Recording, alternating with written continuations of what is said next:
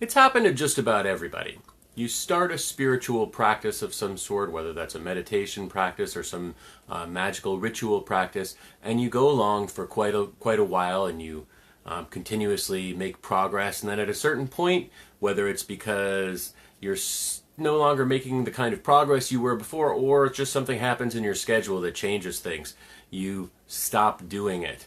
And then you want to get back into it, but sometimes you find it a little bit difficult to get started, and sometimes you don't know exactly where you should start. Well, this question came to me specifically someone who is doing my new Hermetics program. So I'm going to first talk about that for a minute, and then I'll talk about it more in general terms. So this person was doing my new Hermetics course, which has 5 separate levels that basically take you through the Tree of Life in a similar way to the Golden Dawn organizations, but in a little bit more of a personalized way and a little bit more focused on meditation and inner planes work.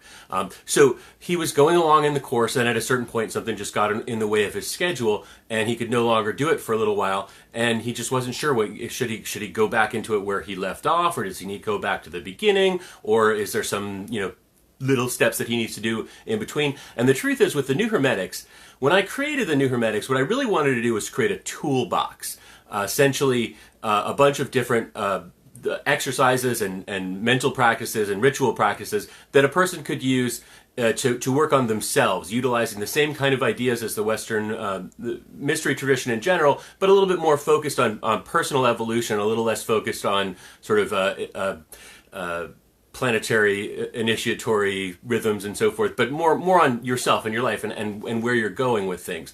So I originally created it with the idea that people would just sort of use any tool from any area that they wanted to, but I found that most people were just staying right at level 1 as if it was an initiatory order, and they could only do the practices at level 1, and they needed to do all of them before they could do the practices at level 2, and so on and so forth. So when I first created the program, it was basically just, hey, do the exercises, keep doing them one after the other, keep going through, do them a few times, and then move on to the next one, and so forth. And that was my original program, and it sort of has evolved from there. But really, my agenda with people doing the course is for them to get exposed to all the tools of all the levels so that they can utilize them in whatever way they want, in whatever sort of initiatory organization or just in their own practice, in their own life that they want to. So in answer to that person's question of specifically, let's say you're partway through level 2 and then you have to stop for a little while, start right where you are. The truth is that the first couple of levels are largely sort of introductory exercises anyway, so there's really no need to work on your visualization skills once you've already worked on those and moved on from there, and so on and so forth. Now, that's true of the new Hermetics, and I can only say that for the new Hermetics. If you're doing some other class or program or something like that and you get off track, I can't tell you for certain. But if you're doing the new Hermetics and you get off track for a little while, assume that you can just get back on track and keep moving forward. In terms of a general spiritual practice, I think there's 2 reasons why people quit. One of those is schedule. Either there's, I'm going to make that 3 reasons, because schedule has 2 different parts to it. The first reason is just, pure, you get a new job and suddenly you're having to wake up at 6 o'clock in the morning, which at 6 o'clock was the time that you were previously doing your exercises, and it's just too hard for you to, change your schedule around. That's a tough one. And eventually you find your place in the water and you can get back into it, but by then maybe you have lost the habit of doing it.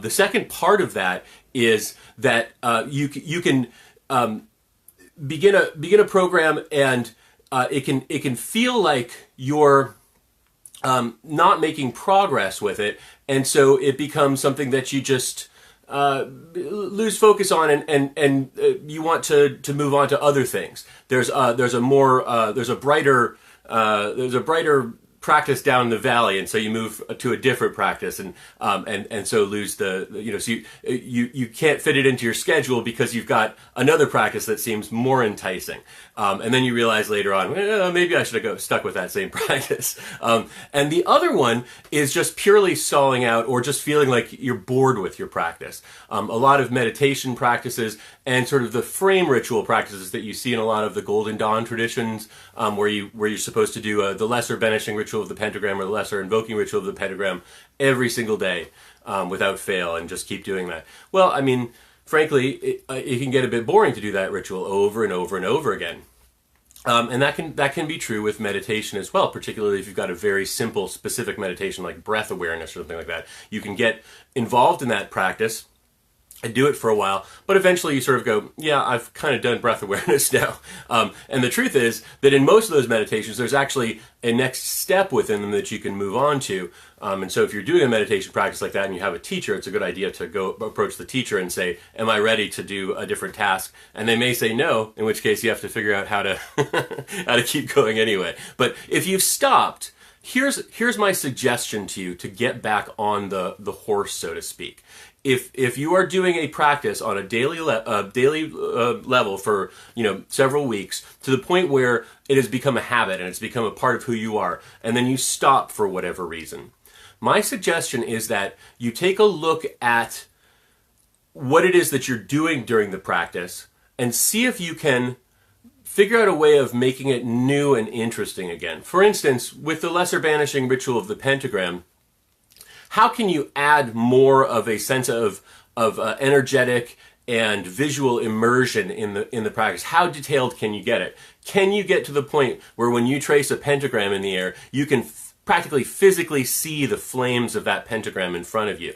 If you can't do that, then you've got a task ahead of you of something that you can work on. Each time you do that ritual, you can try and get a little bit more intensely focused on that. And then once you're seeing things a little bit better, how intensely can you feel it? Can you feel the heat of the flames? Can you feel the vibration of the energies as you're moving through it? See if you can make whatever practice it is, whether it's that one or some other, see if you can add some juice to it that makes you feel like, I'm looking forward to this to see how much I can get out of it this time. That's going to change the frame that you're putting around the practice and turn it into something that is fresh and new and something that you can do immediately. The other thing that you should realize is that a lot of people, when they do a practice for a while and they feel like, let's take a physical exercise as an example, just because it's more obvious. When you go to the gym and you work out, you kind of lose weight and you build muscle and you start to look and feel better. But when you stop, you begin to put weight back on and you begin to feel less energetic, and you can feel like all that time was wasted, or your new choices have made all that old time wasted. But the truth is, when you get back into it, you have memory in your body, in your muscle, that will continue to move forward even when you're not doing the exercise, so that when you first go back to the gym or you first go back to your meditation practice or your magical practice, you may notice that there's a little bit of, you're not quite as good as you were. But almost instantaneously, within the first 2 or 3 times, you're going to find that all the benefits that you've had from the past and all the success that you've had in the past is going to reload itself into your consciousness so that you actually haven't lost all that much time. Which isn't to say that you should take time off from your practice whenever you feel like it. But if you do have to, or if you do find that you are going to be able to get back into it at the same level that you were before, after a small adjustment period to get back into it. But keep that in mind, because I think one of the reasons people don't go back is because they feel like, oh, I put all that effort in and now that effort is lost. It's not lost. It's still in there. It's just a matter of putting yourself back into it. So hopefully that's going to get you back into your practice and you'll be on your way soon. And I will talk to you again sometime in the near future.